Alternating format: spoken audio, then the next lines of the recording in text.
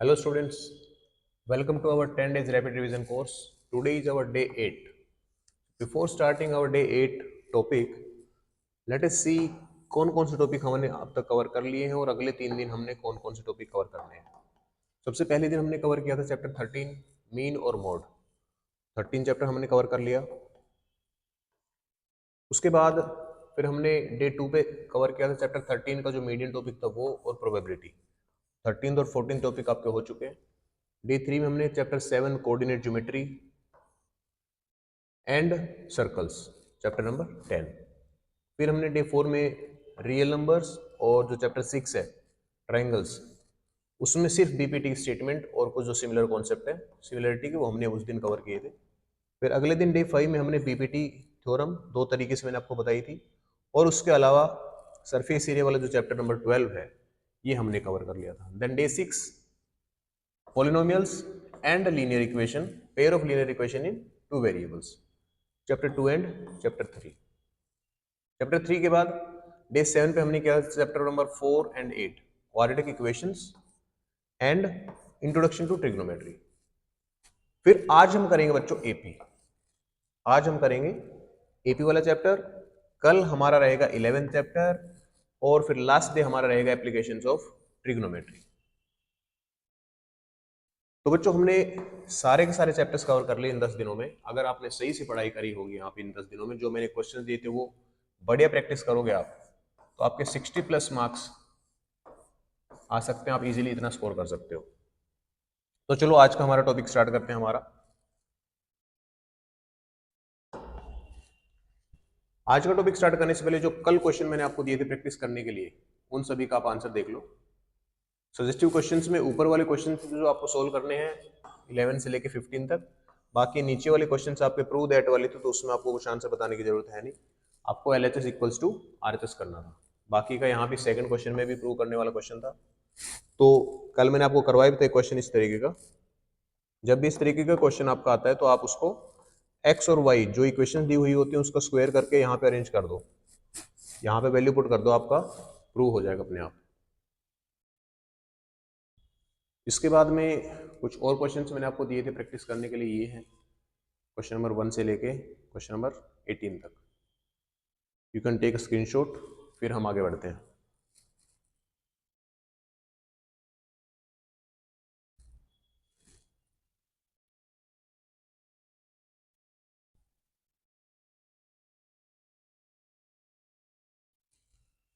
चलो जी, now let us start our arithmetic progression. बहुत ही इंटरेस्टिंग टॉपिक है ये, बहुत ही इंटरेस्टिंग टॉपिक है। एपी की कॉन्सेप्ट देख लेते हैं सबसे पहले। एपी होती क्या है वो देखो। This is a list of number in which each term is obtained by adding a fixed number d to the preceding term except the first term। क्योंकि पहली टर्म के तो आगे कुछ होता ही नहीं है तो पहली टर्म को छोड़ के बाकी के सारे नंबर्स एक फिक्स नंबर ऐड करने से आपके आते जाते हैं। ठीक है, और वो फिक्स नंबर क्या होता है? Common difference and generally denoted by d। So second point, a given list of numbers a1, a2, a3, a4, a5 is an AP if difference between all the two consecutive terms is same, give the same value। अब ये जो common difference है ना ये भी बाद वाली term में से पहली माइनस करनी है, a2 माइनस a1। कुछ बच्चे गलती करते हैं पेपर में, पहली में से सेकंड माइनस कर देते हैं। तो second term minus first term करेंगे then you will get the common difference. यहाँ पे देखो ak+1 minus ak is the same for different values of k in an AP with first term a and common difference d। nth term is given by this formula। Most important formula of this chapter. एक आपका SN का रहेगा आगे, ये रहा। ये दो ही फॉर्मूले हैं जो यहाँ पे सबसे ज्यादा यूज होते हैं। यहाँ पे जो L आपको दिख रहा है, L मतलब AN है ये, तो इसके लिए जब यहाँ पुट करोगे इस SN वाले फॉर्मूले में तो आपके पास ये फॉर्मूला बनता है, सम ऑफ n टर्म्स। जब आपके पास लास्ट टर्म गिवन मिलेगी एपी की तो आप ये वाला फॉर्मूला यूज करेंगे। अदरवाइज अगर मान लो फर्स्ट टर्म गिवन है और कॉमन डिफरेंस गिवन है तो आप ये फॉर्मूला यूज करेंगे। So we will use the formulas as per the question. Next, if ABC are in AP then B is equal to A+C/2। अगर तीन नंबर कोई भी AP में हो तो हम ये बोल सकते हैं कि A और C का जो मीन होगा या A+C/2 is equal to B। And B is called arithmetic mean of A and C. ठीक है, remember that common difference can be positive, negative और जीरो। भाई कॉमन डिफरेंस आपका जीरो भी हो सकता है, नेगेटिव हो सकता है और पॉजिटिव हो सकता है। ये लाइन आपकी एनसीईआरटी में भी लिखी हुई है। अब देखते हैं कुछ एग्जांपल्स कि एपी है या नहीं है। तो यहाँ देखोगे इसमें कॉमन डिफरेंस आपका कितना है, 2 - 1, 3 - 2, सभी का डिफरेंस 1 आ रहा है, तो इनका कॉमन डिफरेंस हो जाएगा 1 और ये एक एपी होगी। ठीक है, so D is positive in first case.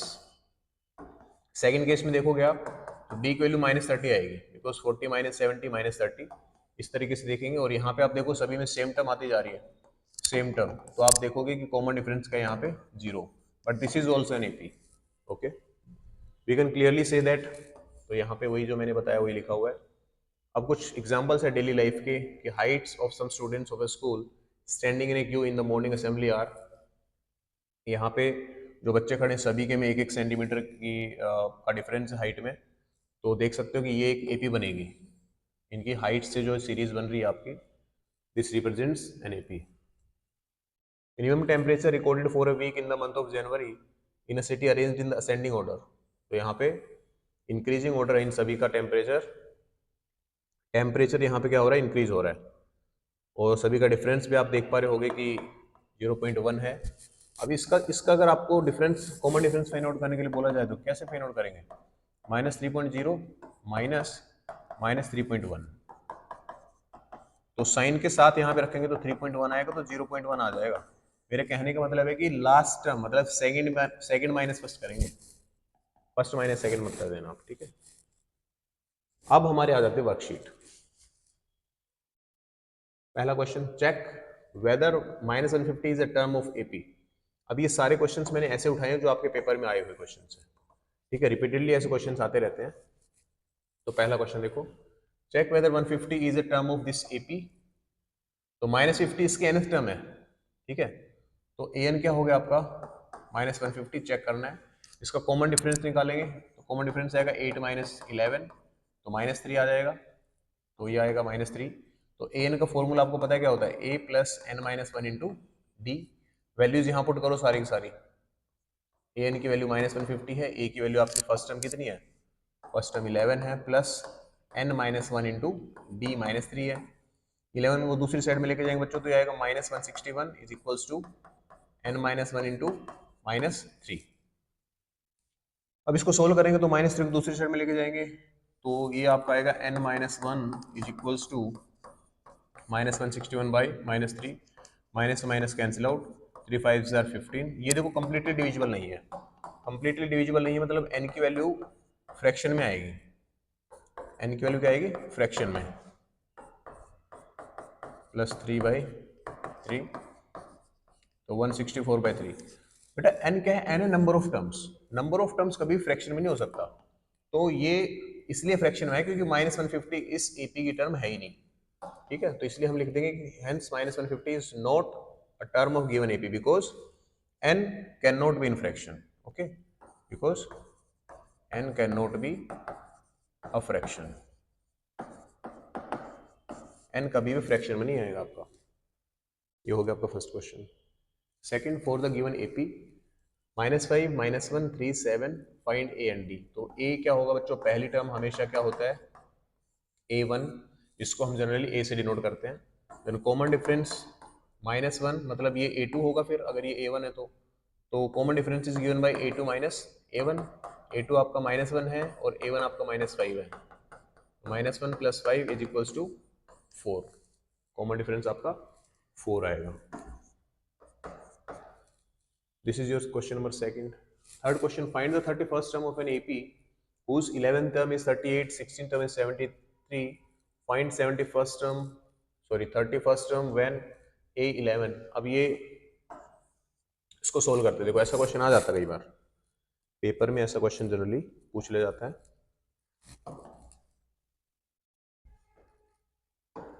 देखो यहाँ भी जैसे मैंने आपको बताया था क्वाड्रेटिक इक्वेशन वाली क्लास में कि आपको इन सारी की सारी जो वर्ड प्रॉब्लम्स है इन सभी को मैथमेटिकली एक्सप्रेस करना पड़ेगा। तो इस क्वेश्चन में क्या बोला गया आपको, find the 31st term of an AP whose 11th term is 38। तो 11th टर्म हम लिख देंगे यहाँ पे कितना है 38 एंड 16th टर्म का मतलब A16 इज इक्वल्स टू 73। आपको फाइंड आउट करना है A31 भाई 31st टर्म मतलब A31 फाइंड आउट करना है। एकदम सिंपल सा क्वेश्चन है।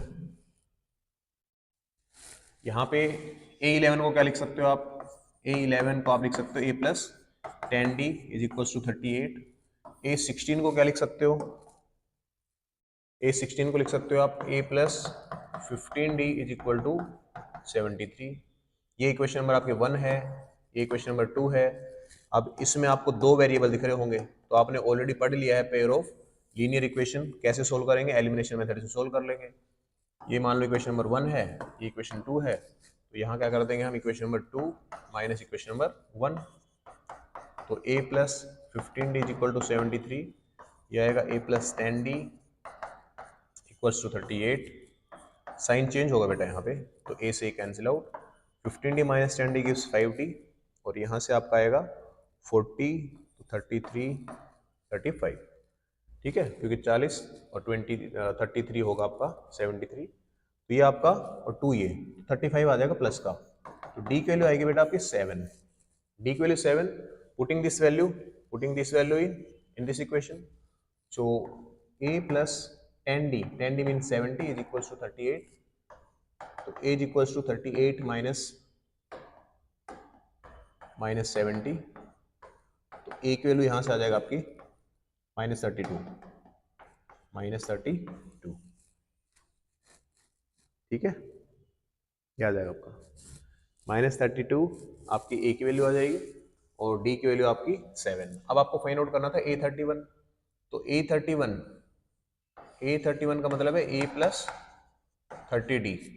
यहाँ पे वैल्यूज पुट करो, माइनस 32 प्लस 30 इंटू D की वैल्यू 7 है, माइनस 32 प्लस 210 कितना आएगा ये 10 माइनस 2 8, 10 माइनस 3 7 और 1 प्लस का 178 आ जाएगा आपका answer. A31 is equals to 178। ठीक है जी, ये हो गया आपका क्वेश्चन।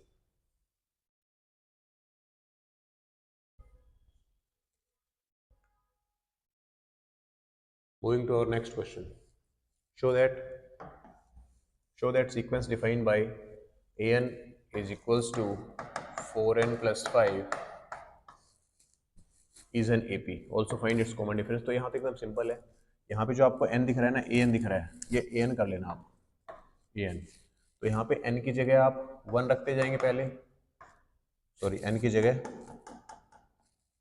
तो अगर n की जगह 1 आएगा तो a1 की वैल्यू कितनी आ जाएगी 4 इंटू 1 प्लस 5 तो 9 आएगा। फिर आप रखेंगे n की जगह 2 तो a2 की वैल्यू कितनी आ जाएगी 4 इंटू 2 प्लस 5 तो 13 आ जाएगा। फिर a3 फाइंड आउट करेंगे तो 17 आ जाएगा।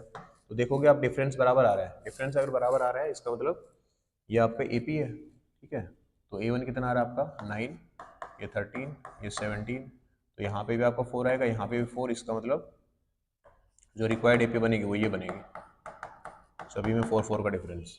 So this is an AP।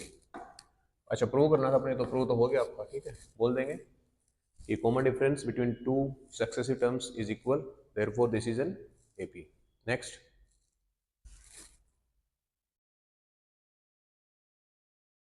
एक मिनट बच्चों।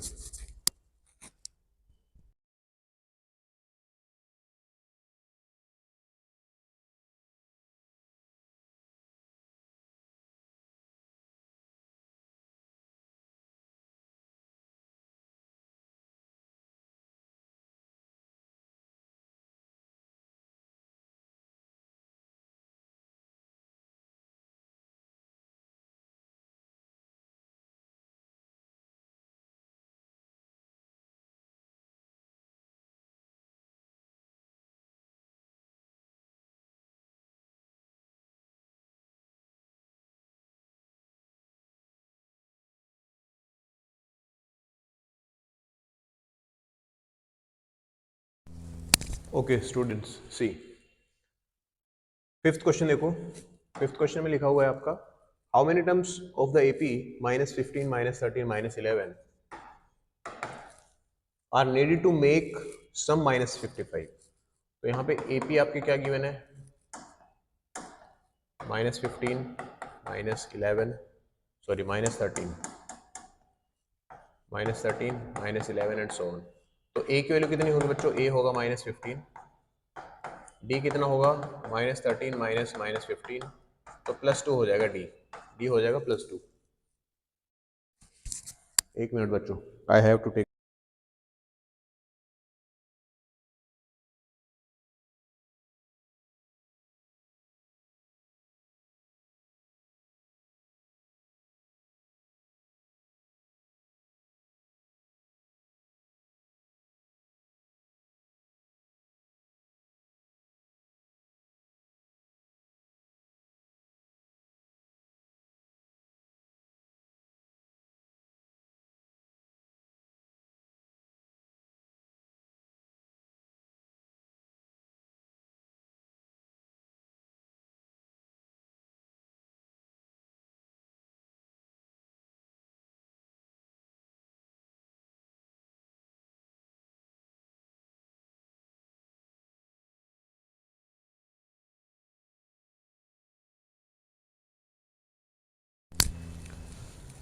ओके स्टूडेंट्स, तो अपना क्वेश्चन क्या बोल रहा है, are needed to make sum -55। तो SN की वैल्यू कितनी है, -55 चाहिए अपने को, और पूछा है कि कितनी टर्म्स इसकी लगेंगी, मतलब N की वैल्यू आपको फाइंड आउट करनी है। क्या फाइंड आउट करना है, N की वैल्यू। और गिवन है कि आपको गिवन है AP और सम। A की वैल्यू हम यहाँ से फाइंड आउट कर सकते हैं, 15 है, -15, D की वैल्यू आपकी 2 है, तो SN यहाँ पे ये गिवन है। क्या बच गया, कुछ नहीं बचा, फॉर्मूले वैल्यूज पुट करो बस। देखो SN कितना आएगा, n/2 into 2a plus n-1 into D। SN आपका -55 आ रहा है, n as it is 2a, 2a मतलब -15 plus n-1 into D, D2 आएगा। ये 2 को स्टेट में लेके जाएंगे तो बेटा ये आएगा -110 इज इक्वल्स टू n, और अंदर यहाँ पे -30 प्लस 2n-2, ठीक है। ये आएगा -110 is equals to n, bracket में आपका आ जाएगा 2n-32, और इसको जब अंदर मल्टीप्लाई करेंगे n को तो आएगा 2n² -32n। आप यहाँ से 2 को कॉमन ले सकते हो बच्चों। जब 2 को कॉमन लेंगे राइट साइड से तो अंदर बचेगा n² -16n, 2 कैंसिल आउट होगा यहाँ पे 55। तो फाइनली आपकी जो इक्वेशन बनेगी वो बनेगी n² -16n is equals to -55। इसको भी आप क्या करेंगे, ले आएंगे लेफ्ट साइड में। So this is your quadratic equation.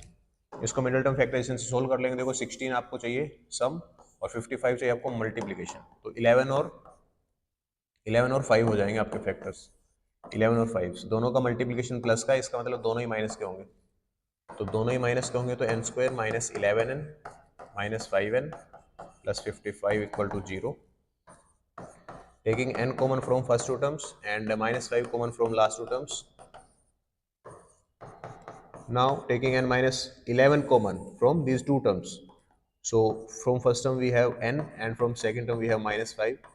So if multiplication of these two number is equal to 0, then either n minus 11 is equal to 0 और n minus 5 is equal to 0. तो n की value यहाँ से आ जाएंगे अपने पास 11 या फिर n की वैल्यू 5। यहाँ पे एक बार पुट करके देखते हैं वैल्यूज पुट करके देखते हैं। तो देखो जब आप यहाँ पे n की वैल्यू 5 रखोगे तो इन सभी का आंसर कितना आएगा, -55 आएगा सब। n की वैल्यू 11 आएगा तो भी -55 आएगा। कुछ बच्चे सोच रहे होंगे सर दो बार इसका सम -55 कैसे आएगा, तो बिल्कुल आएगा। देखो कैसे आएगा, जब यहाँ पे 5 टर्म होंगी तो अगली टर्म क्या आएगी, -9 -7, फिर अगली टर्म आएंगी आपकी -5 -3 -1 फिर 1, प्लस वाली टर्म्स आ जाएंगे। देखो आगे क्या आ जाएंगे, प्लस वाली टर्म्स। तो ये जो आगे वाली सारी टर्म्स है ना, जितनी माइनस की उतनी प्लस की है, तो ये सारी कैंसिल आउट हो जाएंगी, ठीक है। तो एक बार तो इसका सम किसके इक्वल आएगा, एक सेकेंड, यहाँ तक का ही, इन सभी का सम आ रहा है आपका -55। अब इसके बाद में 6 टर्म्स देखो, इसके बाद में 6 टर्म्स मतलब 7 नहीं आएगा यहाँ पे, ये 6 टर्म्स देखो, इन 6 टर्म्स का सम 0 आ रहा है, इसलिए आपका एक बार तो इसका सम आएगा इन 5 टर्म का -55, और फिर उसके बाद में आएगा इन 11 टर्म्स का सम -55। तो इसलिए 2 आंसर आए आपके, तो दोनों ही सही है, ठीक है। ये हो गया आपका क्वेश्चन नंबर 5। नेक्स्ट क्वेश्चन देखो, क्वेश्चन नंबर 6। क्वेश्चन नंबर 6 में क्या, find the sum of first 15 multiples of 8। तो 8 के मल्टीपल्स ये होंगे भाई, जो 8 की टेबल में आता है 8 के मल्टीपल्स हैं सारे। अब आप देख रहे होगे कि इन सभी में, टेबल में या मल्टीपल्स में, सब में सेम डिफरेंस होता है। सो अपनी एपी बनती है, ये क्या बनती है, एपी। अपने को क्या बोला है, सम ऑफ फर्स्ट 15 मल्टीपल्स, मतलब इस एपी का S15 निकालना अपने को। सिंपल सा क्वेश्चन है एकदम। तो S15 मतलब आपको n की वैल्यू गिवन है, n कितना है 15, a कितना है बच्चों, a है आपका 8, d कितना है, d 16 माइनस 8 8। सब कुछ तो दिया हुआ है आपको, तो क्या करेंगे, फॉर्मूले में सारे वैल्यूज पुट करेंगे बस। 2a मतलब 2 इंटू 8 प्लस n माइनस 1 मतलब 15 माइनस 1 इंटू डी। मैं आपको एक सजेशन यहाँ पे देना चाहूँगा, जब भी आप क्वेश्चन करो पेपर में, तो आप लोग क्या करेंगे, ये वैल्यूज पुट करने से पहले एक बार बेटा ये फॉर्मूला लिख देना अब यहाँ पे SN का, क्योंकि इनकेस मान लो आपकी कैलकुलेशन गलत हुई तो फॉर्मूले के आपको एटलीस्ट स्टेप मार्किंग में आधा नंबर मिल जाएगा, ठीक है। तो इस तरीके से आपको लिखना है 15/2 इंटू 16, और ये 15 माइनस 1 14, 14 8 जार, 14 8 जार कितना होगा, 14 8 जार 112, ठीक है। 14 8 जार 112 यही होता है ना, यही होता है 14 7 से 98 और 112, ठीक है। 15/2 इंटू, इनको जब ऐड करेंगे बच्चों तो 128 आएगा, कैंसिल आउट करो 64, तो S15 की वैल्यू कितनी आ जाएगी आपकी, 15 4 जार 60, 15 6 90, 90 प्लस 6 90।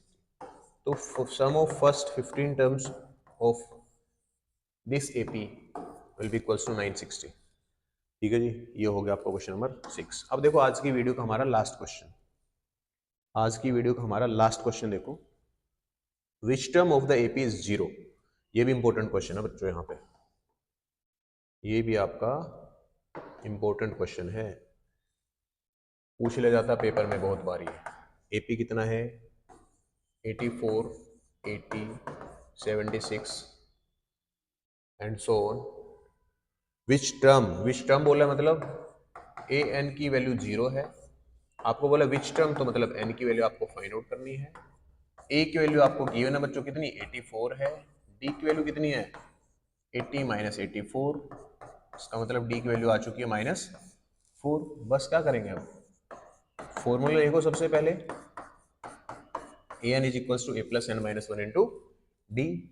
ए एन की वैल्यू यहाँ पे, ए एन की वैल्यू यहाँ पे क्या 0 है, ए कितना है 84 है, प्लस एन की वैल्यू फाइंड आउट करनी है, और डी की वैल्यू -4 है। Transpose this 84 to right hand side, sorry left hand side, तो -84 is equals to n minus 1 into -4। तो जब ये -4 यहाँ मल्टीप्लीकेशन में है बेटा, ये मल्टीप्लीकेशन में -4, तो इस साइड जाएगा तो डिवाइड करेगा 84 में, ठीक है। डिवाइड किया तो यहाँ पे आएगा n माइनस 1, माइनस से माइनस कटेगा, और 4 से ये काटेंगे आप तो आएगा 21, ठीक है 21 आएगा। तो यहाँ से आप लिख सकते हो n माइनस 1 को भी मैं लेफ्ट में लिख सकता हूँ, राइट में जाएगा 21, तो n की वैल्यू आ जाएगी 21 plus 1 22। This is your answer. कि इस एपी को अगर आप लिखोगे आगे, तो आगे चल के जो इसका A22 होगा, A22 उसकी वैल्यू 0 आएगी, A22 की वैल्यू 0 आएगी, ठीक है जी। तो ज़्यादातर क्वेश्चंस मैंने यहाँ पे कवर करने की कोशिश करी है, अलग अलग टाइप के एपी के। तो आज की वीडियो में हमारा इतना ही होगा बच्चों, that's all for the day. कल हम हमारा अगला टॉपिक स्टार्ट करेंगे। कल हमारा जो अगला टॉपिक है एरिया रिलेटेड टू सर्कल्स, क्योंकि अब हमारे पास 2 चैप्टर बचे और 2 दिन बचे हैं, तो कल हम करेंगे ये, और लास्ट जो डे रहेगा आपका उसमें करेंगे applications of trigonometry. So that's all for the day. Thank you students. Take care.